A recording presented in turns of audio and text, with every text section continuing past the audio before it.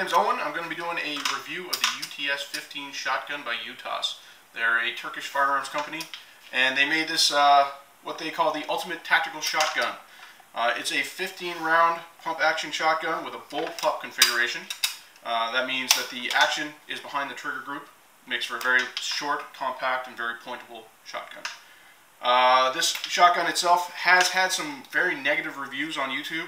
I don't know if I'm going to like it. We'll see. I haven't fired it yet. As of right now, I really like the way that it looks. It's a very interesting and unconventional shotgun, so that's got points in its favor. It's very easy to shoulder and point, very comfortable, except it's got a couple little design features I'm not a big fan of. The place where you get a cheek weld is very angular, not really comfortable to put your face on. We'll see how that goes out on the range today. It has had some issues in the past. This is a second generation UTS. The first generation had large slots down the top of the magazine tubes. There's a magazine tube on either side of the shotgun. That was so you could see how many rounds were in the tube. People were concerned that would allow a lot of debris and things in. I agree with that. So they fixed that. It's now solid. It does have windows in the side so you can see how many rounds you have. The shotgun is made mostly of polymer. The whole lower, with the exception of some action bars, things like that, it's all polymer. And the upper receiver, the monoblock, is mostly steel with some polymer covers. Now the covers are a little bit flimsy. They do flex a lot. So we'll see if that has any effect today. I'm going to be firing it in around minus 30-degree weather. So we'll see how the polymer holds up to some recoil in the cold. Now this shotgun was sent to me by the good folks at Wolverine Supplies in Virden, Manitoba. They are the UTS and UTAS importer for Canada. They are the distributor.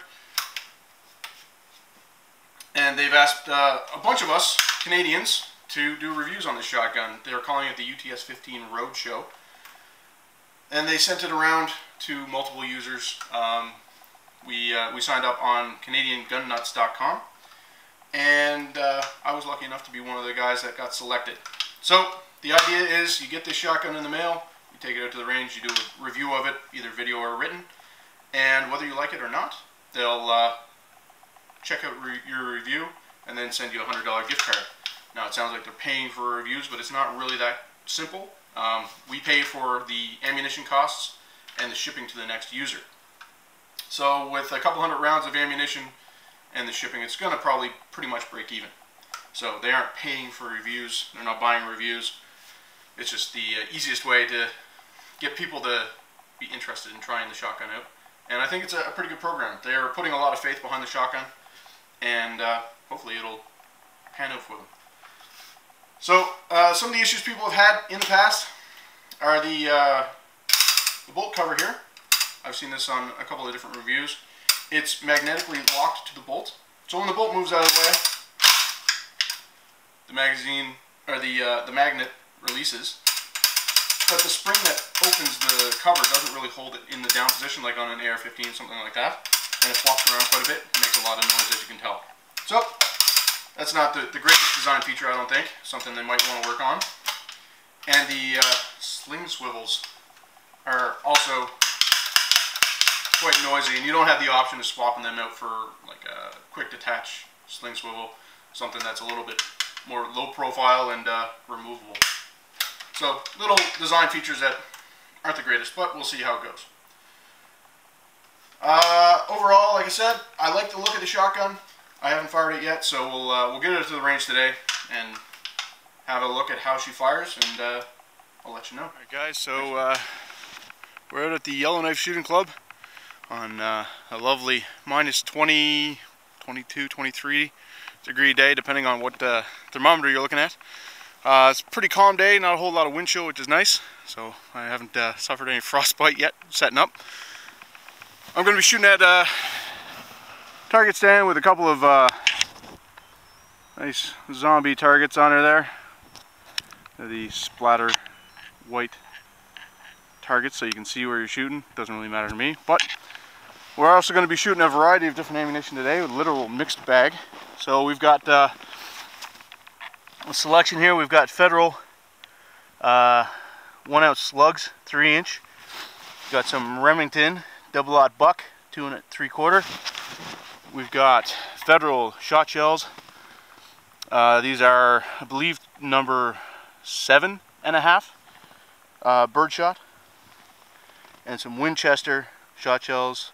These are number 4 birdshot. So we've got a mix of some pretty low brass on the birdshot and high brass on both the slug and the buck.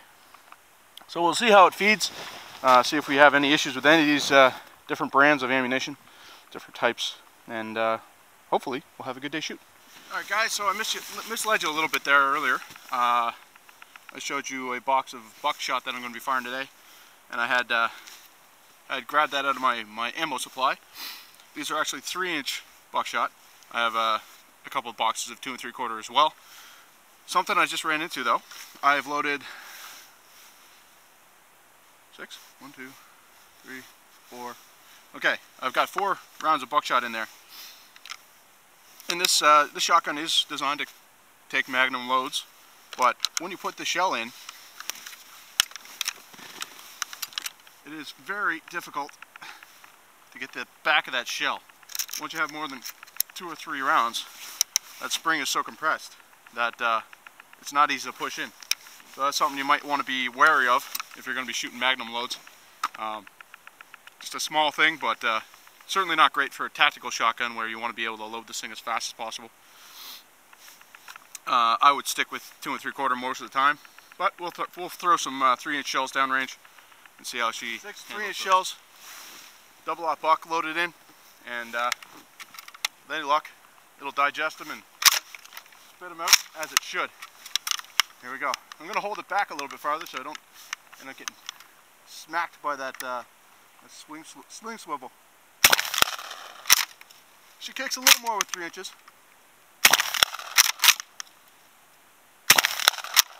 And as I was expecting, that I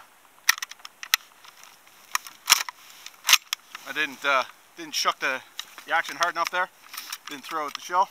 That was my bad.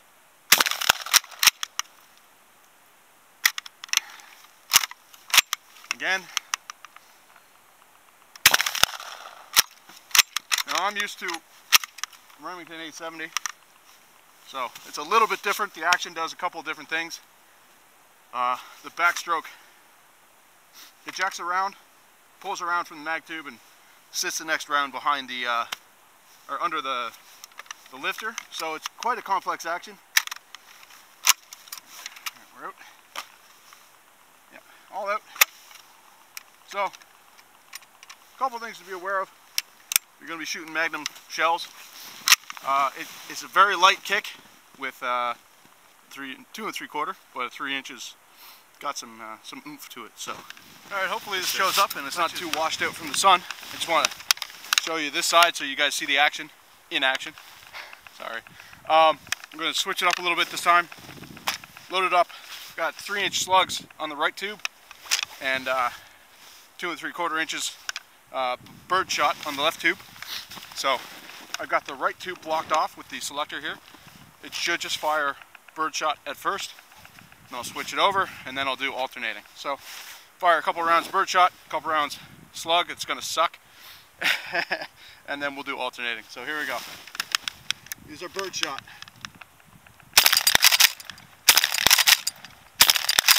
All right. Switch a selector. Now the left tube is blocked. Bird shot's blocked off. Got nothing but slugs. I have seen issues where recoil will cause that selector to go back to the center. So I want to see what happens with heavy hitters.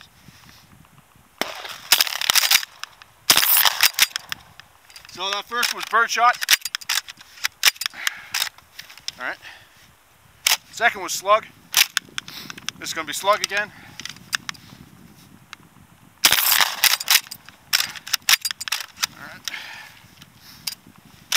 As I said, got to be a little forceful with this action.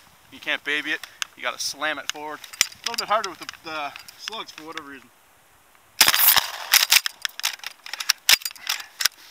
All right, so I would not call this a slug gun. Now I got to double feed. No? Yeah. See, that's an issue that a lot of people have commented on. It does like to double feed every once in a while. So, we'll see about that. Alright, now I'm going to switch to alternating. So we got slug, then the next round should be bird, and then slug. Yeah, I've got one more in the loader there. So here we go. Slug, bird, slug, hopefully. This thing kicks like a mule. Slug. She doesn't want to go to battery for me. I think this is going to be a slug again. And then it switch automatically to bird.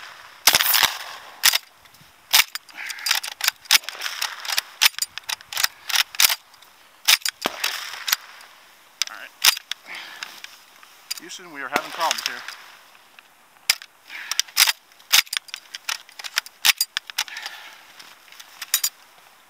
So we got birdshot in the chamber. It just doesn't want to lock for whatever reason. Might be because my hands are getting cold and sliding it as hard as I should or something. But definitely having some issues with the actual locking up. Well, it looks like that's that. So the alternating feed mechanism does seem to work. Didn't pop out on me, but as you saw, definitely some feeding issues. Don't know if that was me or the gun. I'll try to tighten her up. Maybe she came loose a little bit. But barrel nut seems pretty tight. Well, we'll keep on going. Yeah, that action does not want to lock. Odd. Well, we'll keep on rocking and see if we can't get this thing worked in.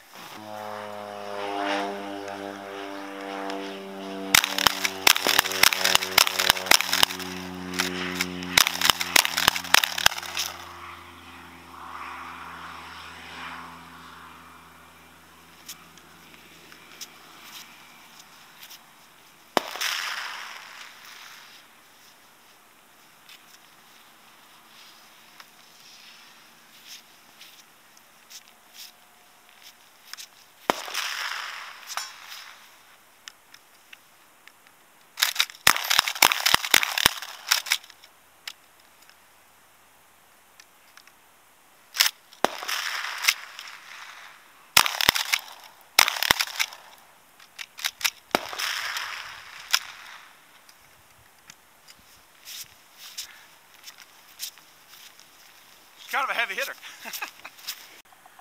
Alright guys, well I finished my my shoot of the UTS-15 shotgun. Unfortunately it didn't go as smoothly as I'd expected or hoped. I had quite a few double feeds.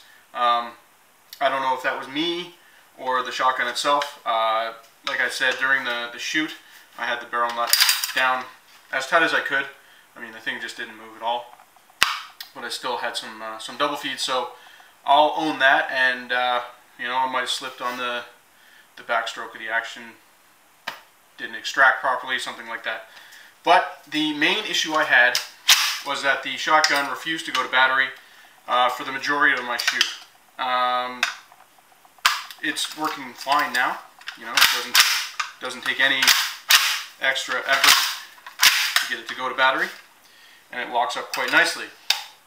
So I expect that something in the action froze, which caused that to happen.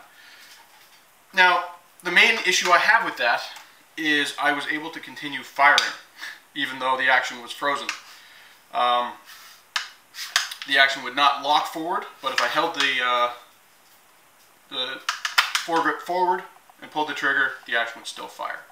So that could be a safety concern. I don't know if it's possible for the shotgun to fire out of battery with the design of the bolt and the hammer. I expect that if the gun was out of battery and you pulled the trigger, the hammer wouldn't strike the firing pin properly and in turn set off the round, but obviously I wasn't going to try that. Hey, Troop. My dog wanted to get in the video. I don't know if he did. But anyway, so that was my main concern. A couple other concerns I had. Unfortunately, during the first string of shooting, I didn't activate the camera properly, and I missed the shot. But I was holding the shotgun fairly far forward. I'm used to holding rifles as far forward as you can reach that thing. And in doing so, every time I would fire, this sling swivel would hit me in the thumb, right in the thumbnail. And it was actually quite painful. That was easy to mitigate. Just hold it back further, but you'll notice that there are serrations at the front of the grip as well, meaning that they expect you to hold it up there. So that's just kind of a not so nice design feature. If you hold it back, then you're fine. The other big thing was when I was shooting 3-inch shells, this stock hurts. Maybe in the warm weather it wouldn't be so bad, but in the cold, it was quite painful. The angles of the stock were just very uncomfortable during recoil.